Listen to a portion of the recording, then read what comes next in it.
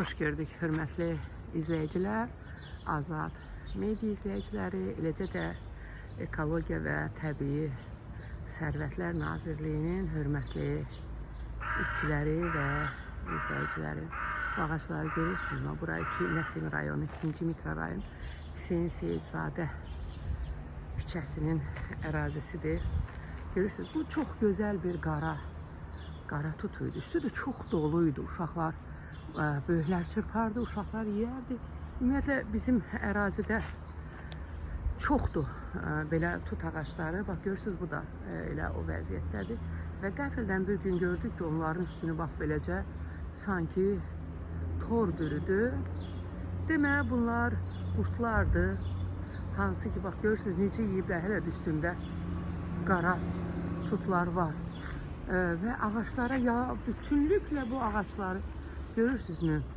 Demək olar ki, sıradan çıxardıb həmin qurtlar, yeyiblər və heç kim də bunun nə səbəbini bilmir, nə dərmanı bilmir. Bəziləri, hətta qonşular bildirirlər ki, bəlkə yeni bina tikənlərin yeni qurmasıdır bu.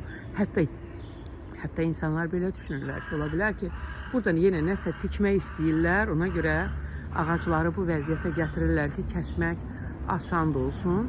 Çox maraqlıdır ki, həmişə yaşıl ağaçlarda bu nəzərə çatmır. Sadəcə, bax, görürsünüz, meyvə ağaçlarındadır ki, bu vəziyyətə düşüb ağaçlar, meyvə tut ağaçlarıdır. Görürsünüz, bax, bu da tut ağacı. Çox qəşəngdə meyvələri olurdu. Millət dərərdi, yeyərdi.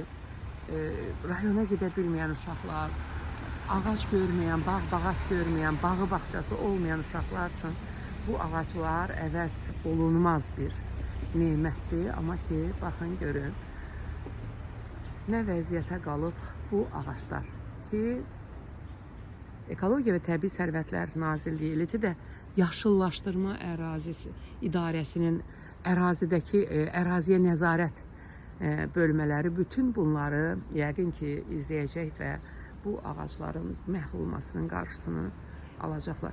Burada çox belə hadisələr olub. Görürsünüzmü? Bax, o uzaqdakı villanı 2-5 mərtəbənin arasında yeganə şadlıq evinin sahibi 2009-2010 arası tikdi bunu. Deyək ki, cəmaatı çığırda ağaçlar. Orada qəşəng əncir ağaçları vardı, ərik ağaçları, alça ağaçları vardı. Üstə uşaq meydançası vardı.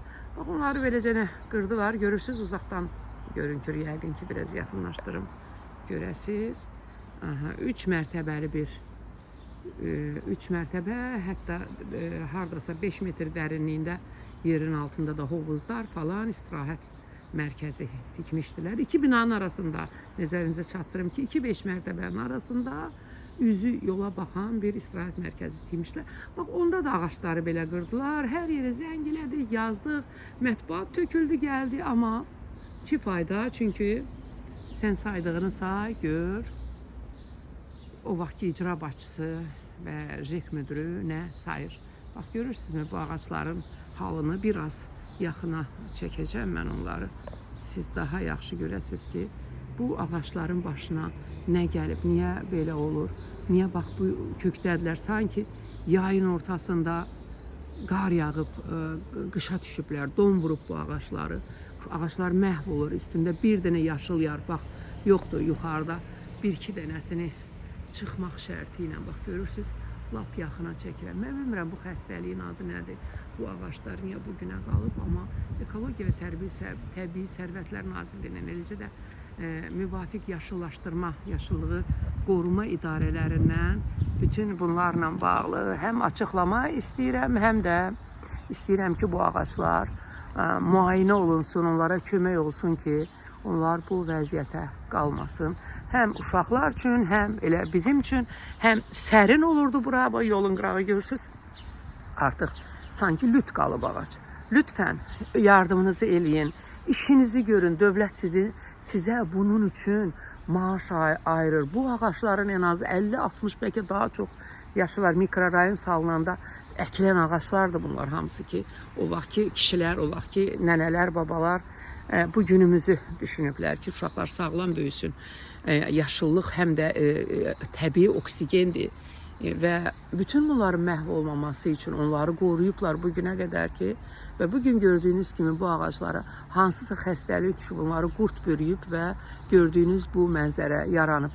Çox xahiş edirəm Ekologiya və Təbii Sərvətlər Nazirliyindən ki, bu məsələyə təcili əncam çəksinlər və bu ağacları məhv olmaqdan qorusunlar.